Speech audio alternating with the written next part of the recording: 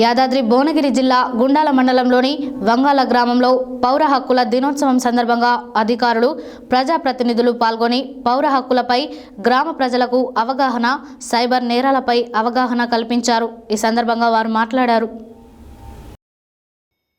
యాదాద్రి భువనగిరి జిల్లా గుండాల మండలంలోని వంగాల గ్రామంలో పౌర హక్కుల దినోత్సవం సందర్భంగా అధికారులు, ప్రజాప్రతినిధులు పాల్గొని పౌర హక్కులపై గ్రామ ప్రజలకు అవగాహన, సైబర్ నేరాలపై అవగాహన కల్పించారు. ఈ సందర్భంగా వంగాల గ్రామంలో ప్రజల రక్షణ కోసమే చట్టాలు ఉన్నాయని తెలిపారు.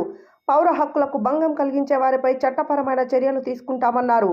కుల వివక్ష, అంటరానితనాన్ని నిర్మూలించాలని, అన్ని కులాలు, వర్గాల వారు సోదర భావంతో మెలగాలని, పౌరులు తమ హక్కులను కాపాడుకోవాలని సూచించారు. ఈ కార్యక్రమంలో పోలీస్, రెవెన్యూ అధికారులు, వివిధ శాఖలకు సంబంధించిన ఉన్నతాధికారులు, పంచాయతీ కార్యదర్శి ఎం రవీంద్రనాయక్, మాజీ ప్రజాప్రతినిధులు, యువజన సంఘం నాయకులు, గ్రామ ప్రజలు తదితరులు పాల్గొన్నారు.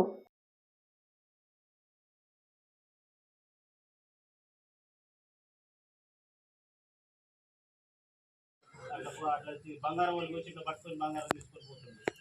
ఎంత ఇబ్బంది అంటే ఇక అది మేము సొమ్మున్న దాన్ని కాదు, బ్యాంకులలో పెట్టుకొని రాత్రి పండుకుంటేప్పుడు కూడా మాత్రం బంగారం వేసుకొని బావుల కాడికి ఆడికి పోకండి. ఇప్పుడు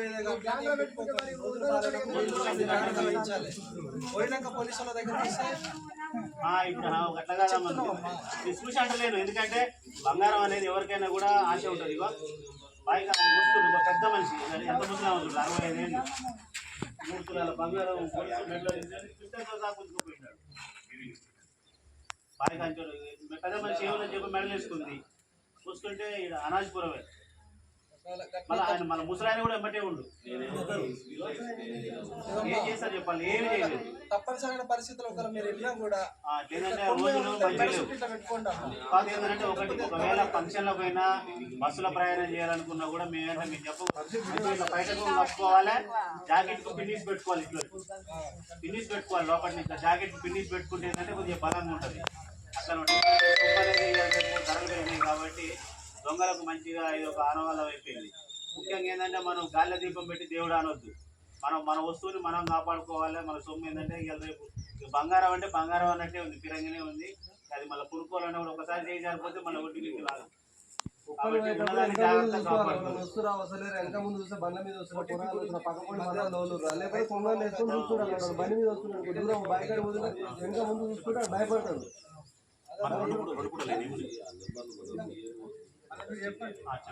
అదేం లేదు. ఈ మధ్య రైతులు మాత్రం అవుతున్నాయి కదా, బ్యాంక్ నుంచి రైతులు చెప్పమంటారు. ఏటీఎం కార్డు నెంబర్, డీటెయిల్స్ కానీ ఏదైనా ఉంటే మీ ఫోన్కి ఒక ఓటీపీ వచ్చింది, ఆ నెంబర్ వచ్చింది, 3 నెంబర్లు చెప్పాలంటే అలాంటి మీరు రాలేదు. మీరు రాలేదు, మీరు చెప్పకూడదు. మీకు ఎలాంటి అనుమానం ఉన్నా, ఏం తెలుసుకోవాలన్నా డైరెక్ట్ మీ బ్యాంకు సంబంధించిన బ్యాంకు ఆయన అడుగుతూనే చెప్పండి. లేకపోతే ఎవరు అడిగినా కూడా ఎట్టి పరిస్థితులు ఫోన్లో చెప్పకూడదు. అట్లా చెప్తే ఏమంటే మీ అకౌంట్లో డబ్బులన్నీ మగ్నమైపోతాయి. ఒక అలాంటి పరిస్థితుల్లో ఇంకేదన్నా అట్లా మీ అకౌంట్లో డబ్బులు కట్ అయినా కూడా 1930 అంటే 1930 ఆ నెంబర్కి ఫోన్ చేస్తే చెప్పొచ్చు, నా అకౌంట్లో డబ్బులు కట్ అయినా సార్ ఏం చేయాలి కట్టాలి చెప్తే వాళ్ళు చెప్తారు ఏం చేయాలని. చెప్పకూడదు. మీ డీటెయిల్స్ కానీ, ఏటీఎం నెంబర్ కానీ, ఆధార్ కార్డ్ నెంబర్ కానీ, ఆ బ్యాంక్ పాస్బుక్ ఏమంటుంది అకౌంట్ నెంబర్ కానీ పరిస్థితులు చెప్పకూడదు. అన్నప్పుడు బాగా దృష్టిలో పెట్టుకోండి. తెలియని వాళ్ళు కూడా తెలియపరచాలి. కూర్చొని వెళ్ళేటప్పుడు పోలీసులు చెప్పిపోయినా మీరు కూడా చెప్తే నాకు తెలుస్తుంది. ఓకేనా? ఇంకోటి ఏంటంటే మీరు ఇప్పుడు 1930 అనేది పైసలు పోగానే ఒకవేళ పోయినాయి అనుకో, పోగానే 1930 ఫోన్ చేసి అయ్యా నా దాంట్లో పైసలు ఇప్పుడే పోయినాయి అని మీరు వాళ్ళకి చెప్పగానే ఏం చేస్తారంటే ఏ అకౌంట్లో పోయినాయి వారి అకౌంట్ నుండి మీ అకౌంట్ రెండింటి ఓటు చేస్తారు, ఆపేస్తారు. పైసలు ట్రాన్సాక్షన్ అయిపోతాయి కాబట్టి ఇప్పుడు వాడు కూడా తీసుకోవడానికి ఉండదు. ఇక ఆ అకౌంట్ ఉండిపోతాయి. ఒకవేళ మనం పోలీస్ స్టేషన్లో కేసు పెట్టుకుని మళ్ళీ ఆ పైసలు తెప్పించుకోవచ్చు. కానీ అసలు దాంట్లో పోతుంది. అసలు ఓటీపీ చెప్పకుండా ఉంటేనే.